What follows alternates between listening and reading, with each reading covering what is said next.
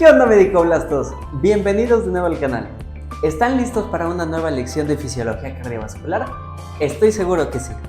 El tema de hoy va a ser el ciclo cardíaco y los ruidos cardíacos. Así que ve por una libreta y un lápiz y prepárate. ¡Empecemos! ¿Qué es el ciclo cardíaco? Bueno, el ciclo cardíaco va a ser la secuencia de acontecimientos mecánicos, eléctricos y acústicos que ocurren en el corazón en cada latido. Es decir, todo lo que ocurre en el corazón en un solo latido. Ahora, por eventos mecánicos me refiero a la contracción del músculo cardíaco y la apertura y el cierre de las válvulas del corazón. Y estas válvulas son clave para entender cada paso del ciclo cardíaco. Por eventos eléctricos nos referimos a la generación y el transporte de los potenciales de acción a lo largo del corazón. Y por eventos acústicos nos referimos a los ruidos generados por el cierre de las válvulas cardíacas. Estos ruidos se conocen como ruidos cardíacos, que los podemos escuchar colocando un estetoscopio en unas zonas del cuerpo llamadas focos de auscultación, y los veremos más adelante. Podemos escuchar los ruidos normales y los patológicos, que se conocen como soplos. Ahora, ¿cuánto dura el ciclo cardíaco? Bueno, la duración del ciclo es inversamente proporcional a la frecuencia cardíaca. Entre más rápido late el corazón, más corto es el ciclo cardíaco. Entre más lento late el corazón, más dura el ciclo cardíaco. Para obtener la duración estimada, debemos dividir 60 entre la frecuencia cardíaca. Si, por ejemplo, tenemos una frecuencia de 75 latidos por minuto, la duración del ciclo cardíaco es de 0.8 segundos. Ahora, estos 0.8 segundos son la duración del ciclo cardíaco. El ciclo cardíaco tiene un componente de diástole y un componente de sístole. Es decir, el corazón es una bomba que funciona en dos tiempos, una para relajarse y otro para vaciarse. En la relajación o la diástole, el músculo se relaja y permite distenderse para que se llene de sangre. Y en la sístole se contrae el músculo ventricular para bombear la sangre al cuerpo.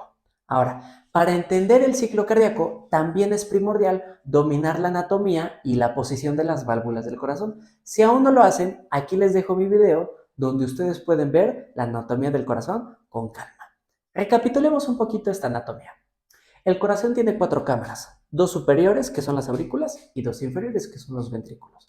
Vamos a tener 4 válvulas en el corazón, 2 que separan las aurículas de los ventrículos, llamadas válvulas aurículo-ventriculares.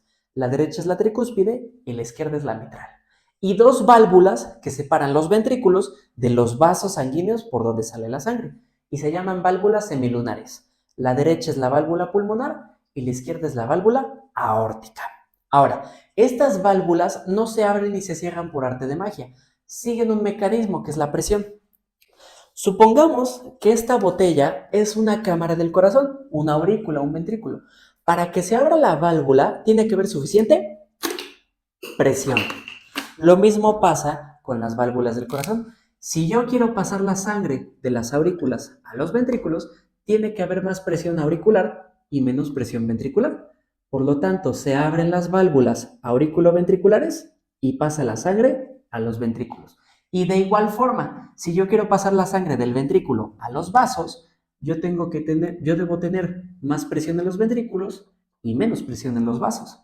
Y con esto abro las válvulas semilunares y la sangre se mueve a los vasos sanguíneos. Ahora, con este principio ya podemos entender cada una de las fases del ciclo cardíaco, que vamos a ver a continuación.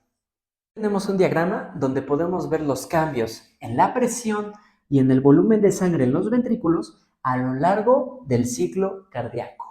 Antes de empezar a describirlo, déjenme recalcarles que el ciclo cardíaco es prácticamente igual en el corazón izquierdo y el derecho. Lo único que va a cambiar es la magnitud de las presiones, siendo mayores en el corazón izquierdo, tal y como podemos ver en este diagrama. Y otra cosa que va a cambiar es el tiempo exacto en el que se van a abrir y cerrar las válvulas del corazón izquierdo y el derecho. Ahora sí, vamos a empezar a describirlo. Recordemos que a grandes rasgos el ciclo cardíaco consta de la diástole, que es la parte de la relajación del corazón y que se llena de sangre el ventrículo y que está representada por la fase 1 y la fase 4. Y tenemos la sístole, que es la parte donde se contrae la musculatura ventricular y se eyecta la sangre, y está representada por la fase 2 y la fase 3. La diástole es la porción más larga del ciclo cardíaco. Si un ciclo cardíaco dura 0.8 segundos, 0.5 segundos corresponden a la diástole y 0.3 a la sístole. Ahora sí, todo comienza con la fase de llenado. Aquí la presión auricular es mayor a la presión ventricular. La presión auricular es la línea verde y la presión ventricular la línea de color azul. Como la presión auricular es mayor a la ventricular, entonces recuerden este principio de las válvulas. Se abre la válvula auriculoventricular y entonces la sangre que está en las aurículas desciende por gravedad hacia los ventrículos.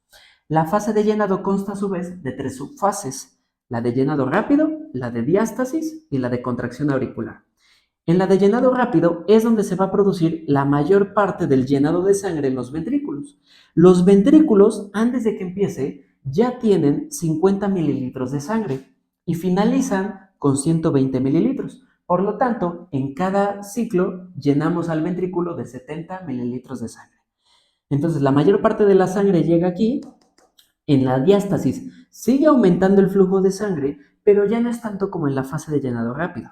Ahora, entre la fase de llenado rápido y la diástasis juntas representan el 80% de la sangre que llenan los ventrículos y el otro 20% es gracias a la contracción auricular.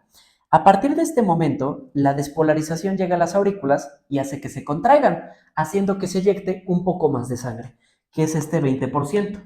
Por lo tanto, la fibrilación auricular no es una emergencia médica como la fibrilación ventricular, porque aunque eléctricamente no pueden contraerse bien las aurículas, los ventrículos se siguen llenando de suficiente sangre. Ahora, regresemos a esto.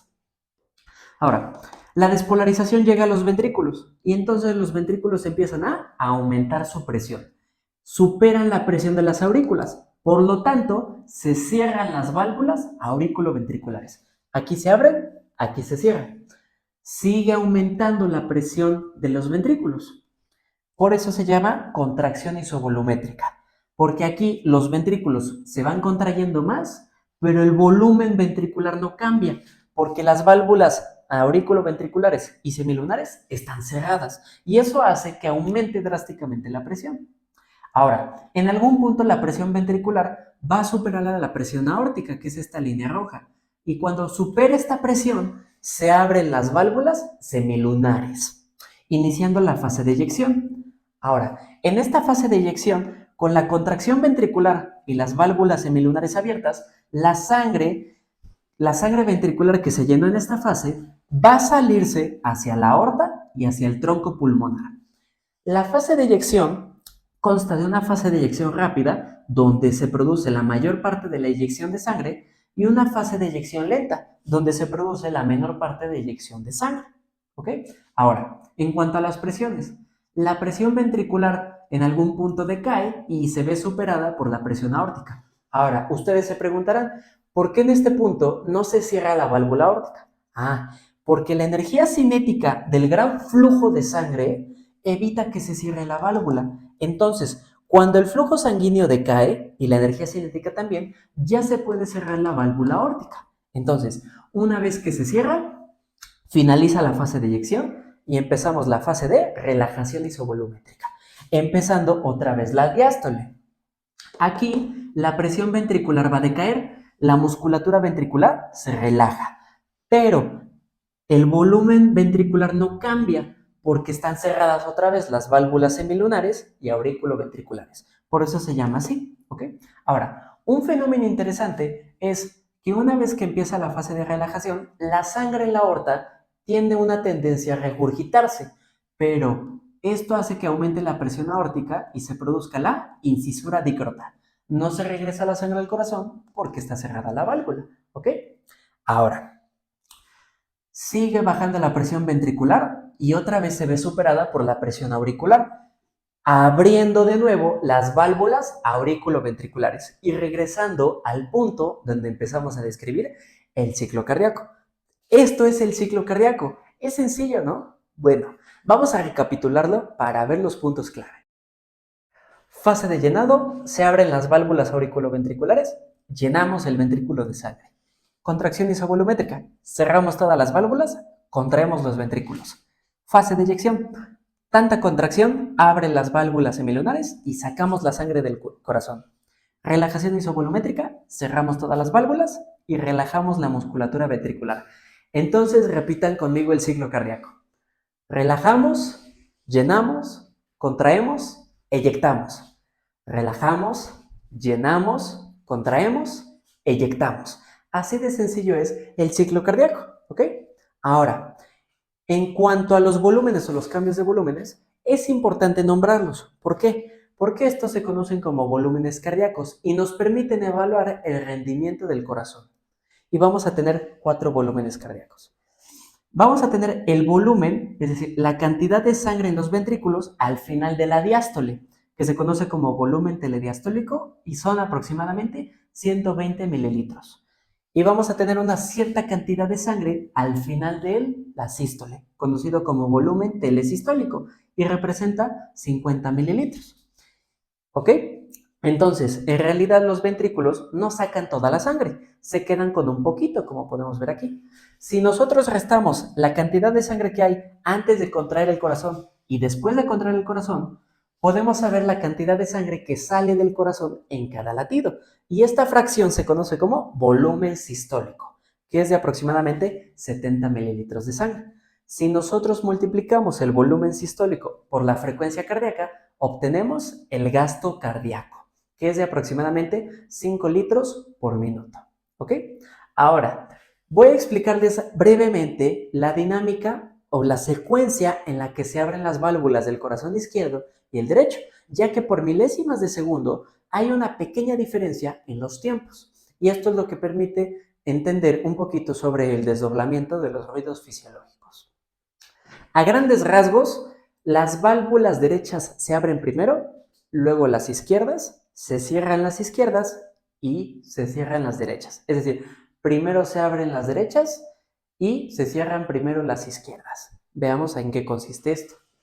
Cuando hablamos de la fase de llenado, la válvula tricúspide se abre primero, se abre la mitral, se cierra la mitral, se cierra la tricúspide.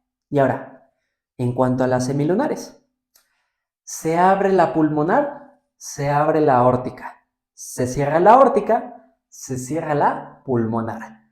Esto lo podemos representar en este diagrama que tenemos aquí. Y ojo, porque eso hasta a mí me lo preguntaron cuando hice mi examen de fisiología cardiovascular. Entonces, recuerden bien ese dato.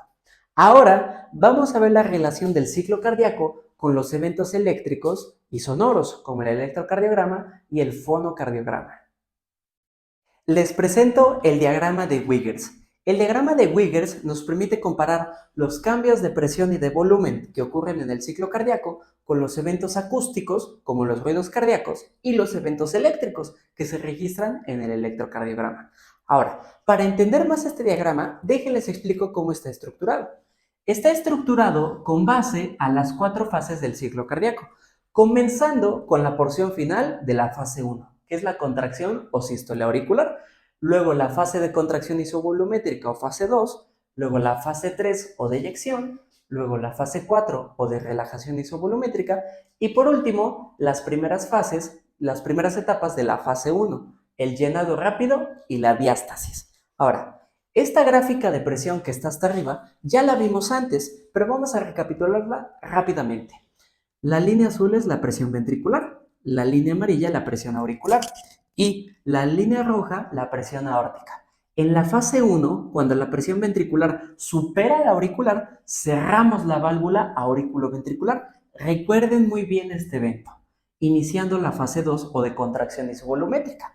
Luego, la presión ventricular supera la aórtica y abrimos la válvula semilunar, iniciando la fase 3 o de eyección. Luego, la presión aórtica supera a la ventricular, cerrando la válvula semilunar. Recuerden también este evento. Iniciamos otra vez la fase 4 de relajación. Y por último, cuando la presión auricular supera la ventricular, abrimos la válvula auriculoventricular, repitiendo la fase 1 y volviendo al inicio de la gráfica. Ahora, comparemos estos eventos mecánicos con los eventos acústicos, como los ruidos cardíacos. ¿Qué son? Bueno, los ruidos cardíacos van a ser todos aquellos sonidos patológicos o fisiológicos generados por el movimiento de las válvulas del corazón o por movimientos en los músculos del corazón, ¿ok? Ahora, vamos a tener estos ruidos fisiológicos y patológicos. Los fisiológicos, los que siempre vamos a escuchar, van a ser el primero y el segundo ruido cardíaco, conocidos como S1 y S2. El primer ruido cardíaco o S1 se produce por el cierre de las válvulas auriculoventriculares, ¿ok? Es decir, al inicio de la sístole. El segundo ruido cardíaco se produce por el cierre de las válvulas semilunares al finalizar la sístole. Ahora, estos ruidos tienen unas onomatopeyas que nos permiten describir cómo se escucha. El primer ruido se escucha como loop y el segundo ruido como dup. Y cuando los juntamos se escucha loop dup, loop dup, loop dup. O se escucha.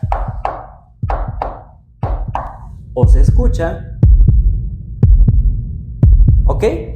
Ahora, estos ruidos cardíacos también representan cosas.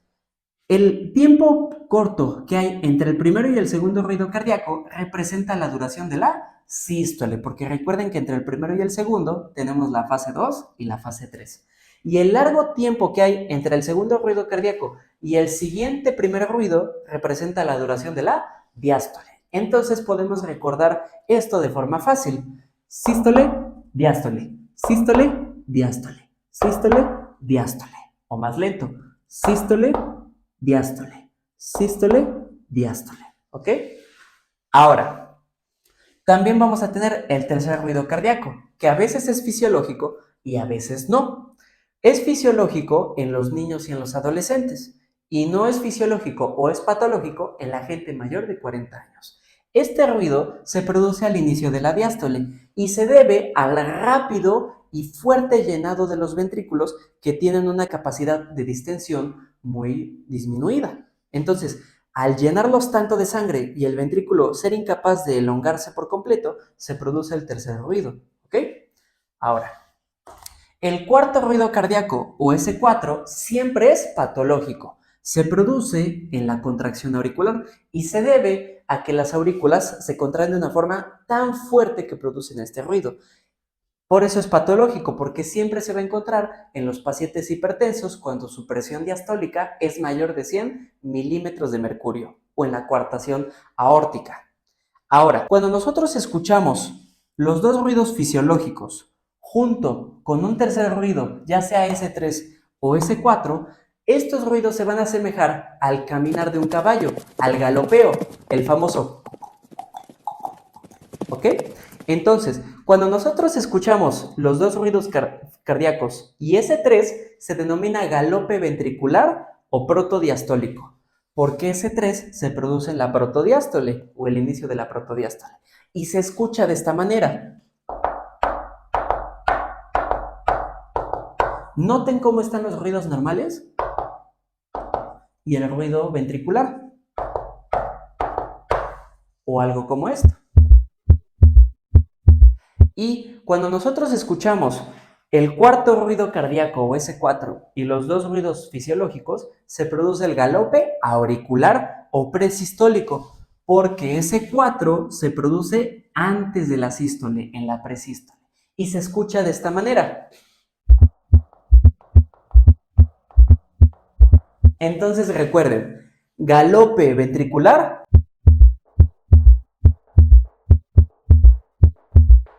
galope auricular.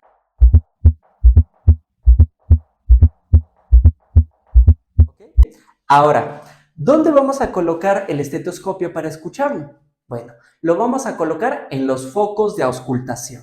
Estas son zonas del tórax donde vamos a poder escuchar y evaluar las válvulas del corazón. Y les voy a dar una mnemotecnia que estoy seguro que nunca se les va a olvidar para aprenderse los focos de auscultación. ¡A! Su puta madre. A de foco aórtico. Pu de foco pulmonar. Ta de foco tricuspidio. Y madre de foco mitral. El foco aórtico se encuentra en el segundo espacio intercostal en el borde esternal derecho. El foco pulmonar se encuentra en el segundo espacio intercostal en el borde esternal izquierdo. El foco tricuspidio se encuentra en el quinto espacio intercostal en el borde external izquierdo y el foco mitral en el quinto espacio intercostal en la línea medioclavicular. ¿Ok? Ahora, ya sabemos qué son los ruidos cardíacos, cómo se producen, qué representan y dónde los escuchamos. Por último, déjenme mencionarles que el segundo ruido cardíaco a veces se puede escuchar separado. ¿Por qué? Porque recuerden que estos dos ruidos están formados por el cierre de las válvulas, tanto las del lado izquierdo como derecho. Cuando el segundo ruido cardíaco, como representa el cierre de las válvulas semilunares, está dado por la válvula aórtica y pulmonar.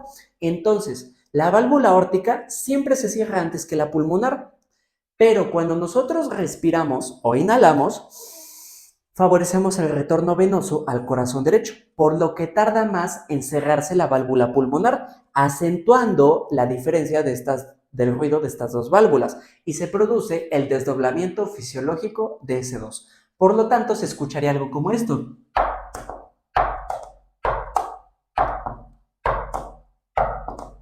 O algo como esto.